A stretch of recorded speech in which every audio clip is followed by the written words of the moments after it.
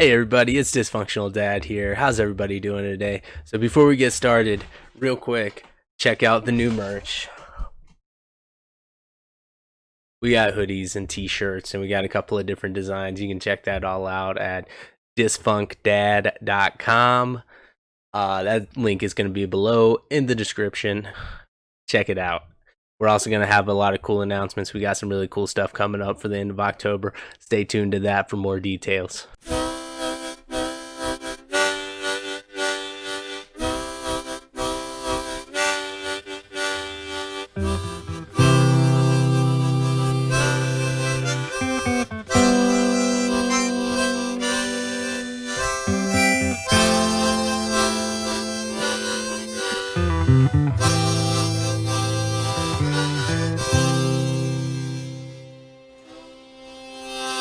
So anyone who's streamed on Twitch for any amount of time is going to understand that the Twitch algorithms for helping small streamers grow are broken.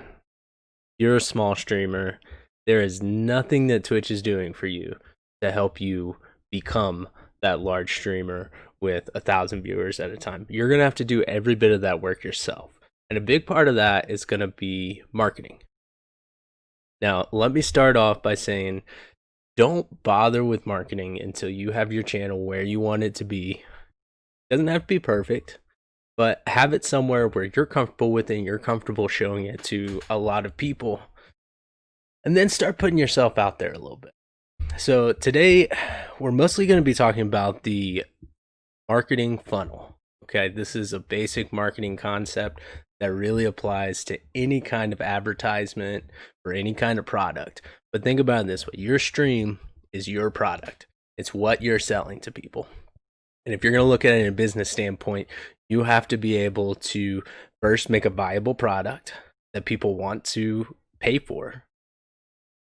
And second, you have to be able to get it out there. So that brings us to the first step of the marketing funnel. That's awareness. This part of the funnel is really all about getting yourself out there, getting your name across different platforms. You're only streaming on Twitch. The problem is there's no way for people to find you on Twitch organically. If maybe somebody that you know already can bring other people with them to watch you, but that's a really slow way to grow, and honestly, you're not going to get a whole ton of that if you're not already micro famous somewhere else, which is something we can talk about in a different video. But you really want to make sure that you're using other media platforms to help grow that awareness. You want that funnel as wide as it can be. Okay, so use YouTube. Start making videos on YouTube because there is a search engine built into YouTube to help people find you. So if you have something that you are good at, make a video about it. Make a tutorial. People can search for that specific thing. They find you there. They're aware of you at that moment. And then once they're aware of you and they know where to go to check you out on your other platforms, then if they're interested enough, then they'll go from there. Now, this also includes your social media posts, anything you put on Twitter, Facebook, Instagram, any of that. You know, if you have new people coming across interesting content that you're putting out there, you're putting that out there as sort of a teaser so that people will check out what you've got going on and kind of move down into that consideration phase. Now, in the consideration phase, they know who you are. They're just seeing your content for the first time, and they're really making a decision on whether or not they want to follow you, whether or not they want to continue to watch your content. So that's really the point where you want to introduce new different types of content to them. So it's a good idea on your YouTube to offer a few different types of videos. You know, you've got your initial helper videos where you've got a tutorial, you're teaching somebody how to do something, and that's how most people are honestly going to find you on YouTube. But then make sure you've got a couple of videos in there too that kind of show what you do on stream and show what kind of content they can expect if they were to go and visit you on Twitch. At that point, they're going to make their decision on whether or not to follow you. Once they've made that decision and decided, okay, yeah, I'll go in and check it out, then you move on down to the adoption phase of the funnel. Once somebody's in the channel watching you, that's the point where you really have to make sure that you are putting on the best show you possibly can. And that's the point where they're going to really either decide to become a part of what you're doing, or they're going to decide to leave in the very near future. So this is where viewer retention really comes in. This is where once you've got these people from the outside coming in and visiting your channel, you really need to treat every single viewer like it is the first show that you're putting on for them. Otherwise, they're going to come in, they're just going to see somebody sitting there, not saying anything, not doing anything, and they just bounce out there. They're never going to come back, and they're not going to check out your other content on YouTube or social media or whatever, because they've already made the decision. This guy's not really doing anything. But you're able to bring them in. You're able to put on a good show for them. You got good content for them in that main stream.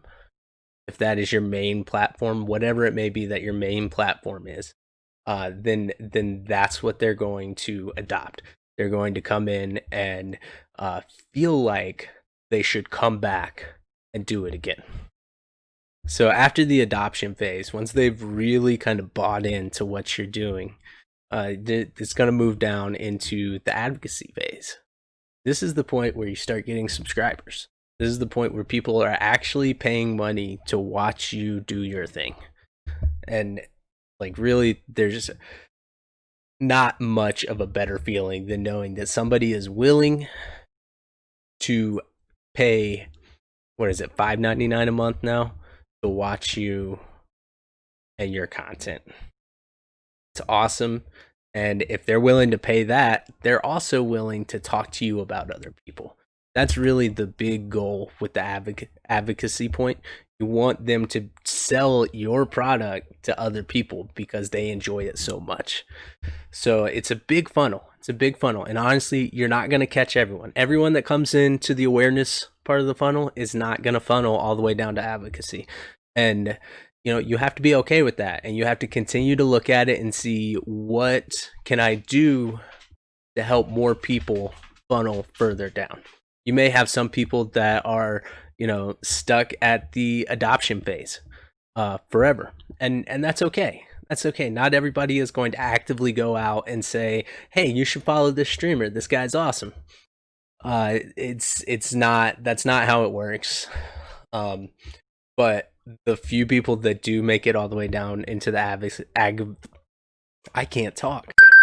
advocacy phase are really going to be some of your biggest supporters.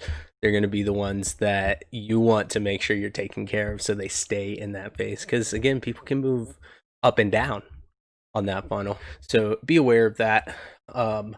Be mindful when you have new people coming into your stream. Know that if they're still in the decision-making phase, if you're not putting out the best content you possibly can while you're on that stream, they are not ever going to change into the adoption phase. They're never going to move down that funnel if you are just putting out mediocre content when they come into your stream. And that's the hardest part about streaming, really, is consistently always putting out the best content you possibly can. It's draining. I know it is. I've been there. I've done it. It is hard to maintain that kind of personality and that kind of content output during a whole 5 to 8 hour stream. Even a 2 hour stream. It's difficult to stay up on top the entire stream. So I get it. It's difficult, but it's something that you as a streamer have to learn to be able to do.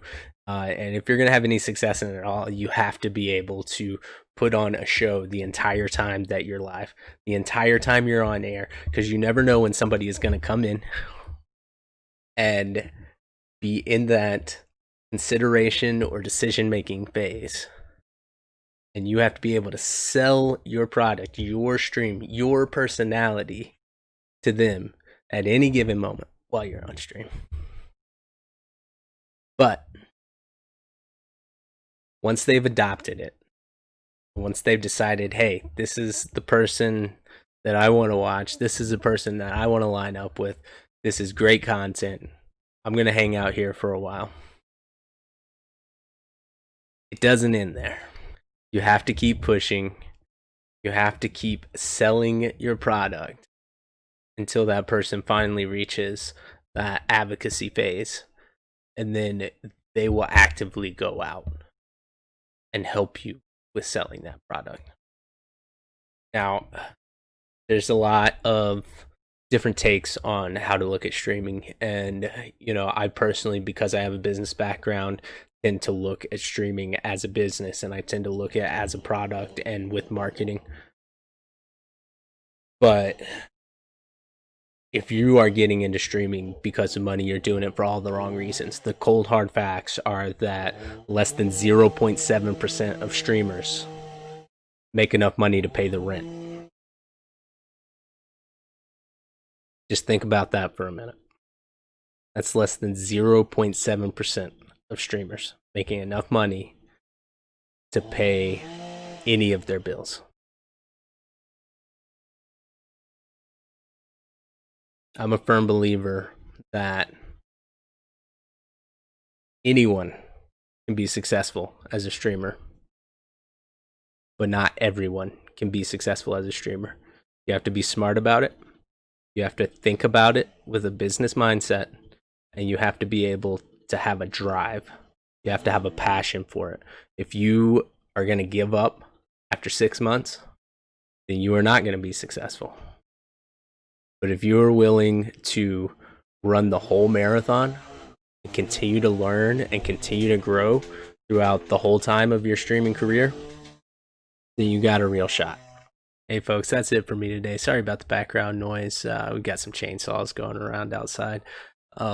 If you liked the video, hit that like and subscribe button. We're going to be doing a little bit of this every week, just talking about growth for new streamers. Also, check out that new website. That's dysfunctdad.com. That link is going to be down in the description. And until next time, catch you on the flippity floppity.